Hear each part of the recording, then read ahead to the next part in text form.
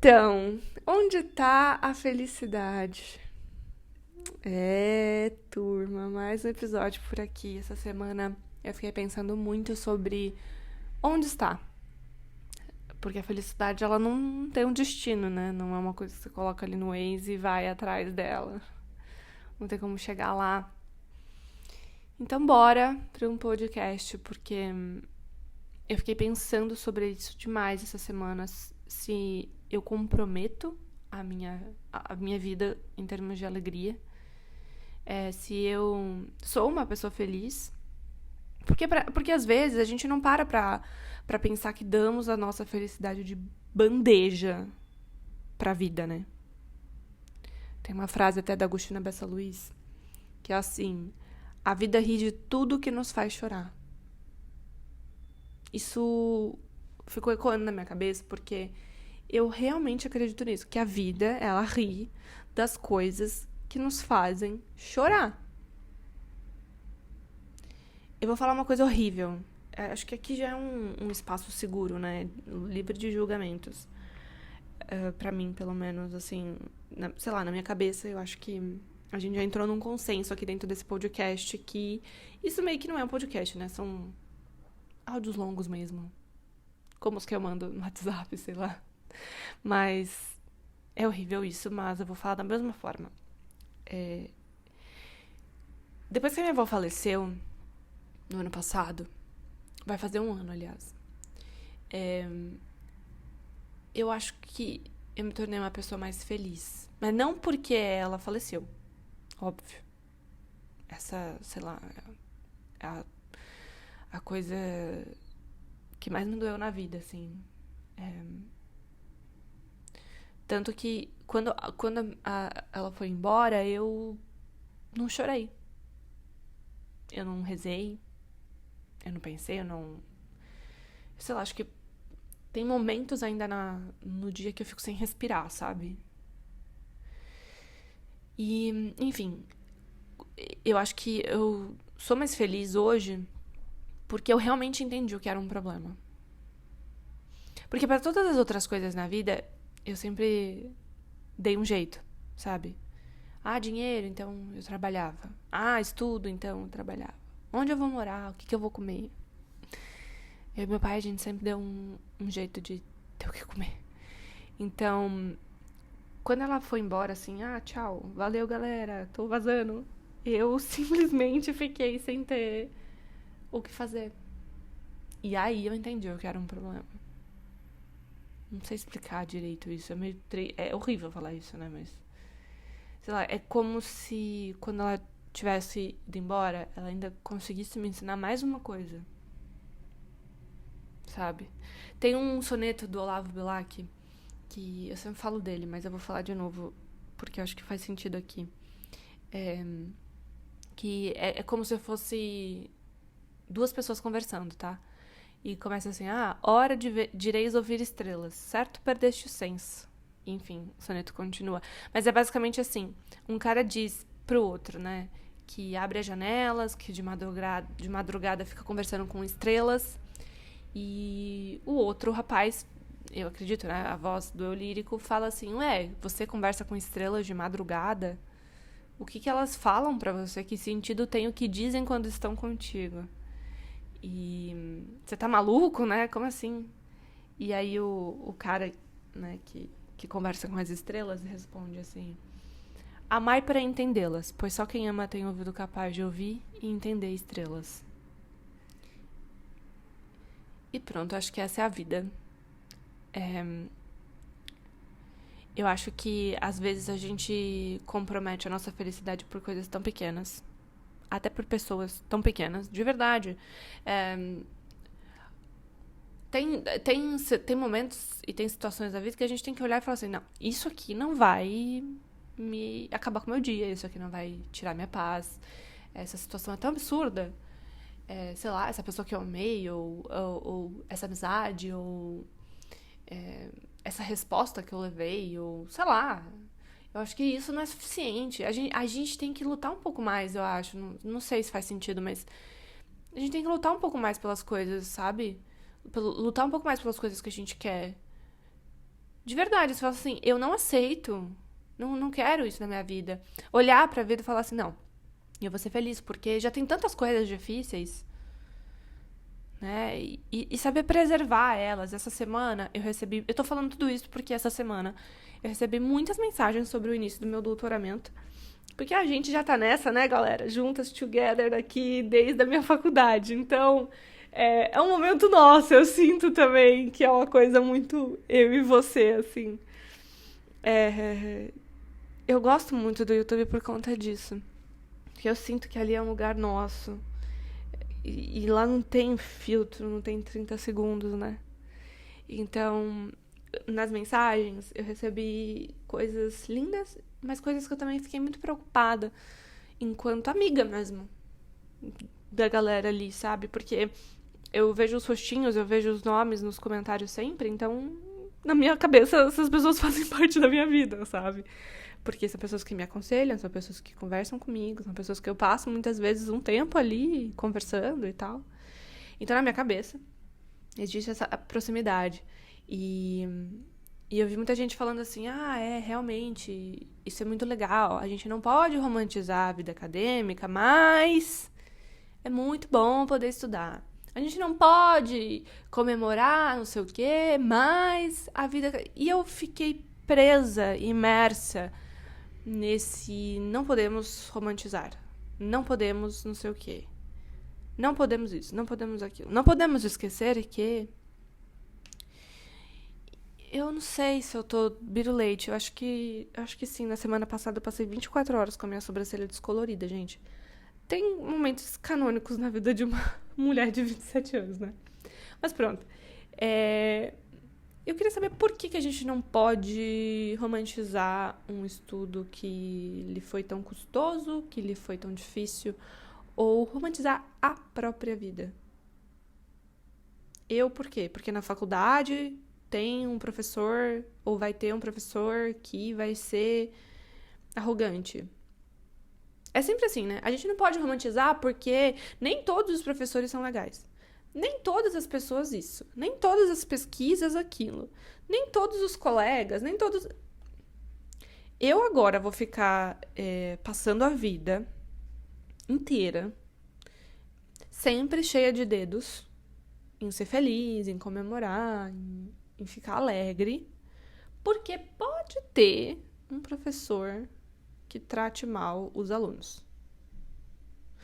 Porque pode ter colegas que competem o tempo todo. Eu não sei, é que assim, na minha cabeça, eu realmente não sei se eu me tornei uma pessoa amarga. Isso agora eu estou abrindo meu coração mesmo. Eu falei disso na terapia. Será que eu tô ficando amarga? Porque eu perdi totalmente o tato com essas, entre aspas, delicadezas da vida. Eu não vou romantizar porque tem um professor tonhão e um monte de gente idiota. Porque, assim, a colega de mestrados, doutorados, faculdades, que competem, desculpa, pra mim, é um bando de tonhão. Tá todo mundo no mesmo barco furado, meu amor. Vai competir com quem? Se isso aí for um jogo de tabuleiro, eu não vou nem entrar. Não tem nem tempo pra isso, gente. Sinceramente. É comida pra fazer, exercício pra fazer, aula pra dar, aula pra preparar, leitura, trabalho pra escrever, a vida acontecendo, sobrancelha pra descolorir. E a gente passa, então, pela vida agora, assim, normalizamos. Então, beleza. Ai, tô muito feliz, mas a gente não pode esquecer. É assim, ó, não pode falar de cachorro sem falar de gato. Eu não vou falar de gato, eu vou falar de cachorro.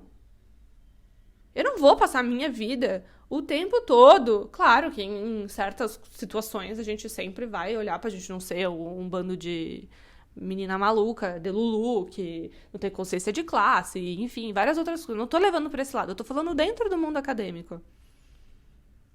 Do fundo do meu coração, eu quero que as pessoas arrogantes vão pro outro lado da força.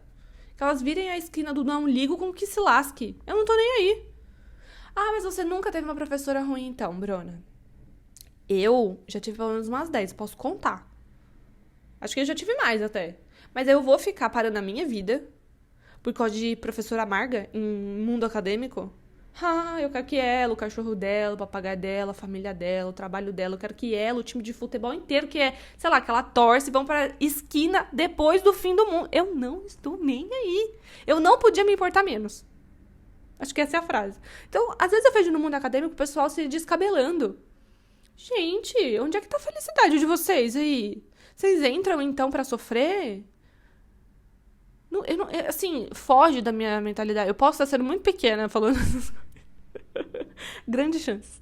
Mas, gente, qual que é a dificuldade de ir pra uma aula, assistir e ir embora? Ah, muita coisa pode acontecer só por você estar lá. Então, assim, amor, você tem que parar de ser imã pra problema. Faz a sonsa. Você acha que em todos esses anos de pós-graduação eu nunca ouvi uma besteira? O que eu mais ouço é besteira, aliás, tá? Sabe o que eu faço? Eu faço a sonsa. Eu vou embora. Tem tanta. Gente, eu tenho muito problema na minha vida. Mas assim, eu tenho. Ó. Se bobear, eu tô fazendo uma coleção, viu? Ai, a vida adulta é muito problema, gente. Tem conta que chega que você não espera.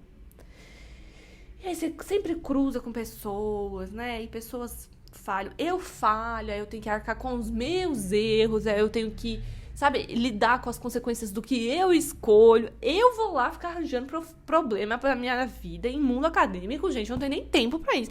Eu acho que, inclusive, eu falei isso num vídeo. A gente tinha que dar uma agitada. Não devia, não. Eu não sei se. É porque eu sempre conciliei, né, meu trabalho. Eu nunca tive a oportunidade de ficar, sei lá, estudando. E nem com bolsas de iniciação científica e tal, porque.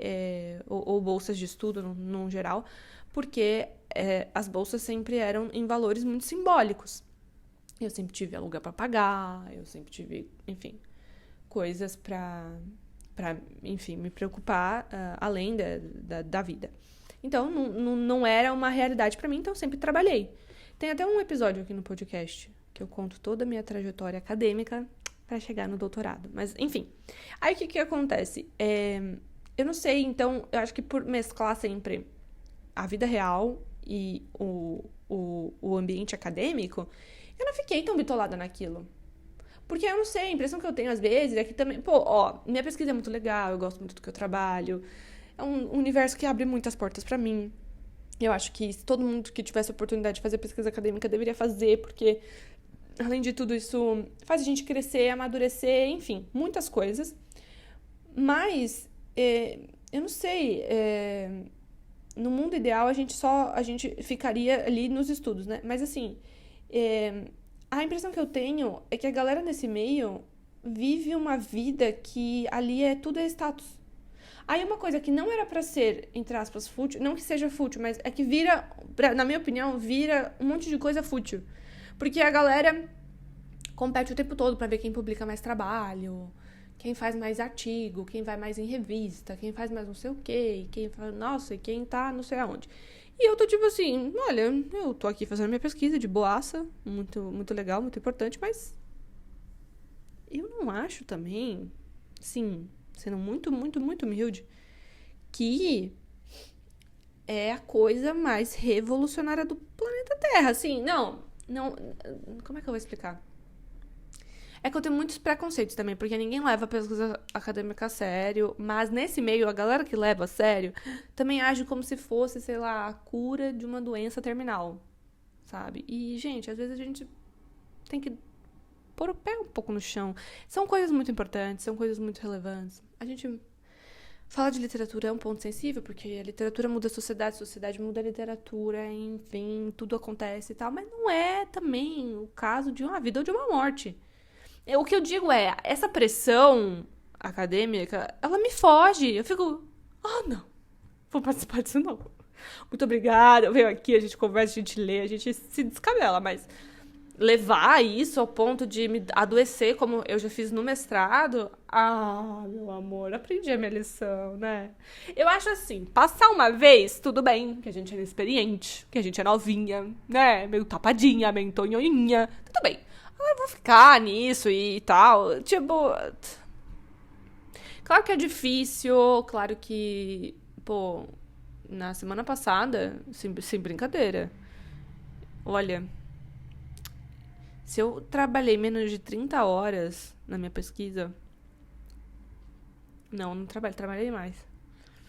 Eu passo... É um tempo, sabe? Eu ainda trabalho. E eu abro mão de muita coisa. Eu abro mão do meu país. Eu abro mão do meu pai. Eu abro mão da minha avó. E essas coisas, essas 3 coisas só, eu não tô nem falando de dinheiro, hein? Que tudo também é dinheiro, mas enfim. Essas 3 coisas são as coisas mais preciosas pra mim. E isso aí não tem dinheiro que volte atrás. Não tem como comprar. Então eu realmente levo isso a sério. Isso realmente é um sonho meu. Isso realmente é uma coisa pela qual eu acredito. Mas isso não vai me adoecer, cara. Porque é o que eu tô falando. É pra ser bom. O dia que não for bom... Maia Massafera, cara. Vai ficar no negócio que... Não, eu não tinha problema nenhum no mestrado. Não tive. De trancar um ano. E aí... O povo ficava falando no meu ouvido. Quando eu não imigrei direto pro doutoramento, eu pausei um ano também, né? Aí o pessoal... Ai, nossa, não deu certo, né, Bruna? Não deu pra fazer o doutoramento. Aí eu pegava e eu falava, né, não deu certo. Tomara que um dia dê.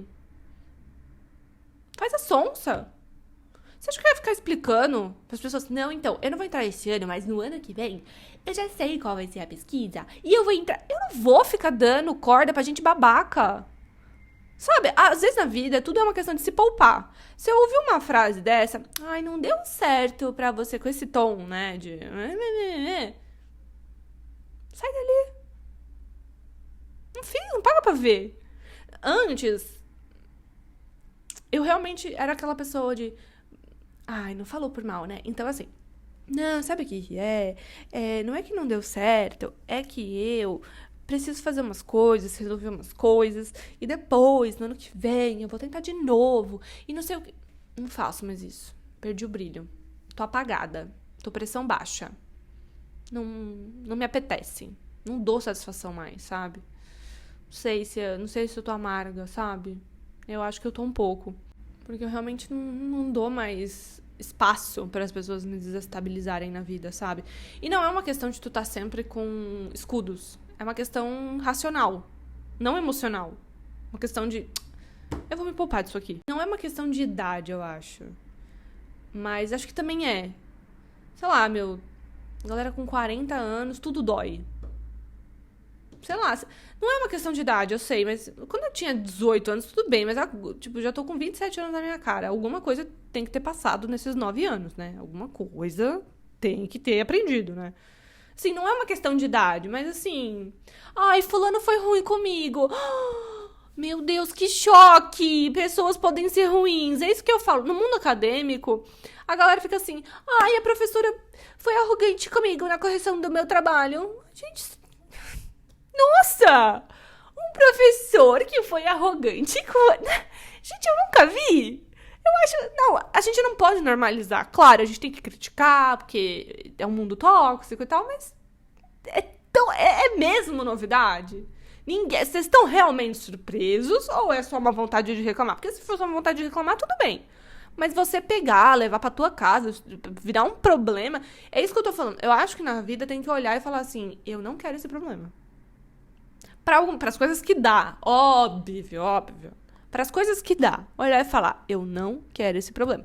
Eu sei que se eu pôr a mão na tomada, eu vou levar choque. Eu não quero esse problema, eu não vou pôr a mão na tomada. Minha é uma linha, assim, muito, muito, muito tênue, sabe? Tanta coisa acontecendo na vida. Aí você fica, ai, nossa, o professor, ai, colegas, ai, a vida. Ai, eu não sei, acho que eu tô pressão baixa. Sabe, gente sem sal? Eu tô meio pressão baixa ultimamente. Não sei se eu tô zero carisma. Porque assim, eu não encaro mais tudo dessa forma, deu tudo errado. O que é dar tudo errado? Sabe? Eu amo meu trabalho, eu amo o que eu faço. Mas se algo der errado, gente, é isso aí, deu errado. A vida acontece. Tem coisas que dão certo, tem coisas que dão errado. E não é o fim do mundo. Sabe? E por que deveria ser o fim do mundo? Não, de verdade, assim, as coisas não são tão relevantes assim. Eu acho que tudo na vida você pode recomeçar, refazer, programar, terminar. Não precisa de afobação, sabe? Realmente, eu pausei o mestrado, e eu não entrei direto no doutorado. E isso virou um problema. Era pra ser um problema. Eu percebi que era pra ter um problema. Em todos os meios em que eu circulava, era um problema. E eu ficava, gente, mas esse povo não sabe que ia ter um problema na vida. Um BOzão mesmo, sabe? Um negócio assim do tipo, então, onde é que a gente vai morar? Sabe? Um negócio assim, uma adrenalina. Um brilhinho na vida. Eu não sei, mas não é julgando o emocional das pessoas, porque as pessoas têm problemas diferentes, tem coisas que são muito mais sérias do que isso mesmo, mas eu não consigo presumir que podem haver tantos problemas assim no meio em que é pra gente estudar e crescer. Eu acho que esse é o ponto, assim. Eu não tenho... Eu sou muito limitada, talvez, na minha imaginação. Porque, assim... Eu não sei. Tô começando a chegar naquele ponto de que eu só acho as pessoas chatas demais. Eu tô achando todo mundo muito chato. E assim, eu realmente tô vivendo a minha vida. E aí, quando a gente tá vivendo a nossa vida, né? Encontrando onde está a nossa felicidade, eu acho que as coisas começam a fazer sentido. Eu tenho um... Ai, calma, eu vou ler pra vocês. Eu vou abrir aqui. Eu tô lendo uns contos e umas crônicas do Miguel Esteves Cardoso, que é um autor português que eu gosto muito. E ele tem um texto que é alguma coisa assim: ninguém tem pena de pessoas felizes. Ai, não, eu vou achar, peraí. Ó, pronto, achei. Ninguém tem pena de pessoas felizes, é isso mesmo. Ninguém tem pena de pessoas felizes. Os portugueses adoram ter angústias, inseguranças, dúvidas existenciais dilacerantes, porque é isso que funciona na nossa sociedade. As pessoas com problemas são sempre mais interessantes. Nós, os tontos, não temos interesse nenhum porque somos felizes. Somos felizes, somos tontaços, não podemos ter graça nem salvação. Muitos felizardos veem-se obrigados a fingir a dor que deveras não sente, só para poderem brincar com os meninos. É assim, ó. Chega o infeliz ao pé de nós e diz que não sabe se há de ir beber uma cerveja ou matar-se. Ai, gente, calma, eu tenho que ler com o feeling aqui da proposta, tá? Não é relativizando as coisas, não. Mas pronto. E pergunta depois de ter feito o inventário das tristezas das últimas 24 horas. E tu, sempre bem disposto? O que é que se pode responder? Apetece-me mentir e dizer que, sei lá, morreu a avó, que nos atraiçoou uma namorada, que nos atropelaram a cadelinha ali na estrada. E, no entanto, as pessoas felizes também sofrem muito. Sofrem sobretudo de culpa. Se elas estão felizes, rodeadas de pessoas tristes, é lógico que pensam que há ali qualquer coisa que não bate certo. As infelizes acusam sempre os felizes de terem culpa. É como a polícia que vai à procura de quem roubou as joias, chega na taberna e prende o meliante com um ar mais bem disposto. Em Portugal, se há alguém que se mostra feliz, é logo suspeito de tudo e mais alguma coisa. Julga que é por acaso que aquele marmanjo anda tão bem disposto? Diz o espertalhão. É normal andar muito embaixo, mas há gatos se alguém andar, nem que seja só um bocadinho em cima. Pensam logo que é em cima de alguém. Ser feliz no meio de muita gente infeliz é como ser rico no meio de um bairro de lata. Só sabe bem quem for perverso. Infelizmente, a felicidade não é contagiosa. A alegria sim, a boa disposição talvez. Mas a felicidade... Por que a felicidade não pode ser partilhada, não pode ser explicada, não tem propriamente razão? Não pode rir em Portugal sem que pense que tá rindo de alguém, ou de qualquer coisa. Um sorriso que se sorria a uma pessoa desconhecida, só para desabafar, é imediatamente mal interpretado. Em Portugal, as pessoas felizes sofrem de serem confundidas com pessoas contentes. Adoro esse texto. Claro que existem muitas camadas. Eu sei, gente, eu sei. Mas eu acho que realmente tem a vida... em algum sentido, eu espero que isso sirva. De olhar pra vida e falar, eu não quero os problemas que eu posso evitar. Sabe? Quando a gente tá muito bitolado em alguma situação, parar e pensar, peraí, eu poderia estar evitando isso? De alguma maneira? Isso aqui pode ser sério, mas olhar por outro ângulo. Como eu posso amenizar essa situação? Não sei, eu acho que às vezes falta um pouquinho disso só. Um pouquinho do dia a dia. Não precisa ser uma tontona, felizona, delulu. Enfim, eu amo esse texto do Miguel Esteves Cardoso. Ele, inclusive, tem um podcast que chama A História da Música, com a Maria João. E eles levam toda semana um convidado. Eu acho que só tem na RTP. É um aplicativo que tem aqui em Portugal, mas enfim. Eles levam toda semana um convidado pra compartilhar uma música e a história pessoal que essa pessoa tem com aquela música. Então, vão personalidades de todos os tipos contar sobre uma música que gosta. E é impressionante como as pessoas preferem ouvir podcasts de coisas negativas do que um podcast assim, né? Que ainda tem uma música, uma coisa legal, mas pronto. Eu adoro esse texto dele também. E falando em texto bom... Ai, calma, avisos agora no final. Peraí. Avisos no final. Agora em outubro a gente vai ler o melhor texto. Chegou a hora. A gente vai lá para a Bahia conhecer os nossos Capitães da Areia. A gente vai ler Jorge Amado em outubro. A gente acabou de ler o Saramago, né? Do ensaio sobre a cegueira. Ai, foi intenso. Então a gente tá precisando de umas palavrinhas de Jorge Amado. Aliás, os dois são amigos, né? Então faz muito sentido. Eu não sei. Eu queria deixar tanto essa sugestão pra você fazer essa leitura gostosa comigo agora. Gostosa e muito difícil, né? Mas o Jorge Amado, ele faz tudo brilhar. Eu acho que existe uma vida antes e uma vida depois do Jorge Amado. Fica o convite pra você fazer a leitura de outubro comigo. A gente vai ter aulas, a gente vai ter encontros, vamos debater a obra, vamos debater literatura, enfim, vai ser incrível. E eu queria que vocês, pelo menos essa semana, ficassem com essa ideia, né? Como eu posso melhorar as coisas que estão difíceis? E, principalmente, o que eu posso começar a evitar na minha vida, né? E vou deixar um trecho aqui do Capitães da Areia. Nunca, porém, o tinham amado pelo que ele era. Menino abandonado, aleijado e triste. Muita gente tinha odiado. E ele odiara a todos. Apanhara na polícia, um homem ria quando se urravam. Para ele é este homem que corre em sua perseguição, na figura das guardas. Se o levarem, o homem rirá de novo. Não o levaram. Vêm os seus calcanhares, mas não o levaram.